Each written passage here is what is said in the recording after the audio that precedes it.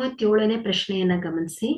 X into tan 45 degree into sine 30 degree is equal to cos 30 degree into tan 30 degree ಆದರೆ x ನ ಬೆಲೆಯನ್ನ ಕಂಡುಹಿಡಿಯಿರಿ.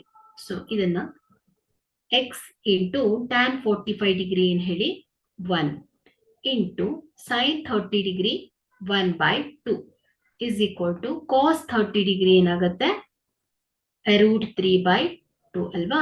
So √3/2 into tan 30 degree ಏನಾಗುತ್ತೆ 1/√3 ಆಗತ್ತೆ ಮಕ್ಕಳು.